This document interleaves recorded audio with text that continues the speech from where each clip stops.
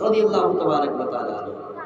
یہ حضور سے غالباً 30 یا 25 سال عمر میں بڑے تھے۔ حضرت عاصم حضور کی بارگاہ میں آتے ہیں، حضور سے حضرت عاصم سے حضور نے پوچھا کہ عاصم بتاؤ میرے آنے سے پہلے مکے کا حال کیا تھا؟ میرے آنے سے پہلے بتاؤ مکے کا حال کیا تھا، مکے کے لوگ کس طرح سے اپنی برتاؤ کو پیش کرتے تھے؟ حضرت عاصم جواب دیتا یا رسول اللہ علیہ السلام، آپ کے آنے سے پہلے اللہ نے مجھے 7 بیٹیاں عطا فرمایا، میں نے یکے بعد دیگر 6 بیٹی کو دفن کر دیا۔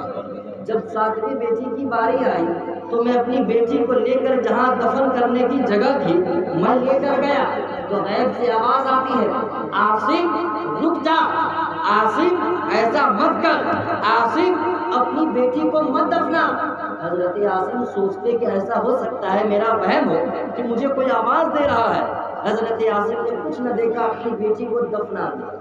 اب دفنا کے جب آنے لگے تو راستے میں کبھی زمین تھر تھر کر رہی ہے، کبھی بادل گرج رہے ہیں، کبھی آسمان پہ لال پیلی سی نشانیں آ رہی ہے۔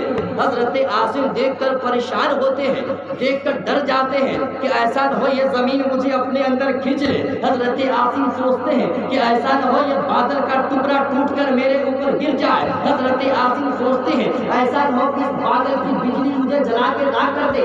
یا رسول اللہ علیہ السلام، جب میں نے پہلی بیٹی کو دفنایا تو ایسی آوازیں نہ آئی۔ یا رسول اللہ علیہ السلام، میں نے دوسری کو دفنایا، تیسری کو بھی دفنایا، چوتھی کو بھی دفنایا، پانچویں کو بھی دفنایا، چھٹی کو بھی دفنایا، لیکن اس طرح کی آواز نہ آئی۔ یا رسول اللہ علیہ السلام، آخر میں 7ویں بیٹی کو دفنانے گیا تو اس طرح کی آواز کیوں آئی؟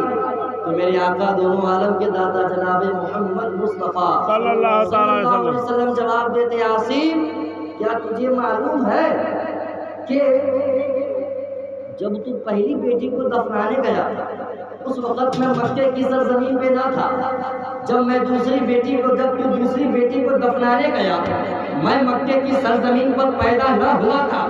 عاصم جب تو تیسری بیٹی کو دفنانے گیا میں مکے کی سرزمین پر نہ آیا تھا، یعنی کہ جب تک تم نے 6 بیٹی کو دفنا دیا میں مکے کی سرزمین پر نہ آیا تھا، اس لیے بادل گرج کے تجھے کہہ نہیں رہے تھے، زمین تیرے لیے کام نہیں رہی تھی۔ جب تم نے 7ویں بیٹی کو دفنانے کی کوشش کی تو اے عاصم اس سے 1 روز قبل اس کے 1 روز کے بعد میری پیدائش ہونے والی تھی، اسی لیے اللہ نے غیب سے تجھے آواز دی، عاصم ایسا مت کر، عاصم اپنی بیٹی کو مت دفنا، عاصم اپنی بیٹی کو مت دفنا۔ حضرت عاصم کہتے ہیں یا رسول اللہ علیہ السلام، بھلا یہ آواز آئی تو کیوں آئی، یہ آواز آئی تو کیسے آئی؟ حضرت عاصم کہتے ہیں کہ جب پوری دنیا میں بیٹیوں کو دفنایا جا رہا تھا، جب پوری دنیا کے لوگ اپنی پیاری پیاری بیٹی کو زمین میں زندہ دفن کر دیتے تھے تو رب کی رحمت جوش میں آئی اور اس سے 1 روز کے بعد اللہ نے مجھے پیدا فرمایا۔ تو اے عاصم میرے پاک پروردگار عالم کو یہ گوارا نہیں ہے کہ اس کا پیارا محبوب جناب محمد مصطفیٰ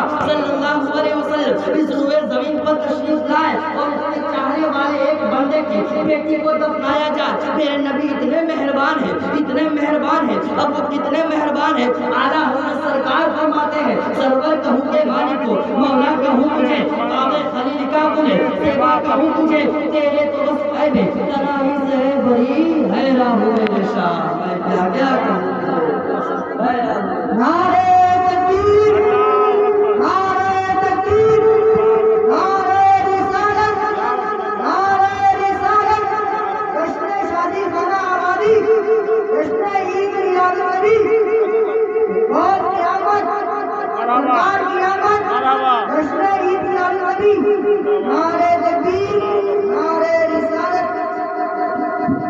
کیا بات ہے، ہم اور آپ اپنے مقدر پر جتنا بھی رشک لے کم ہے، کیونکہ اللہ نے ہمارے مقدر میں اعلیٰ حضرت سرکار جیسا ولی عطا فرمایا ہے۔ بے شک بے شک، یہ وہی اعلیٰ حضرت سرکار ان علماء سے پوچھو جب پوری دنیا کے لوگوں کے ایمان کو لوٹا جا رہا تھا، ختم نبوت کا انکار کیا جا رہا تھا کہ اللہ کے نبی محمد مصطفیٰ آخری نبی نہیں ہے، وہ اللہ کے نبی نہیں ہے، اپنے جیسا ہی ہے، وہ اپنی طرح دیکھتے بھی ہے، بولتے بھی ہے، جیسے آپ ہیں ویسے وہ ہے۔ تو میرے امام سرکار اعلیٰ حضرت نے اپنے قلم کو اٹھایا اور اٹھا کر کہا، اے میرے آقا علیہ الصلوۃ والتسلیم، اے میرے آقا علیہ الصلوۃ والتسلیم، ان کے بارگاہ میں میرے امام احمد رضا کہتے ہیں سب سے اعلیٰ والا ہمارا نبی، سب سے اعلیٰ والا ہمارا نبی، کیا خبر کتنے تارے کھلے چھپ گئے پر نہ ڈوبے نہ ڈوبا ہمارا نبی، ہمارا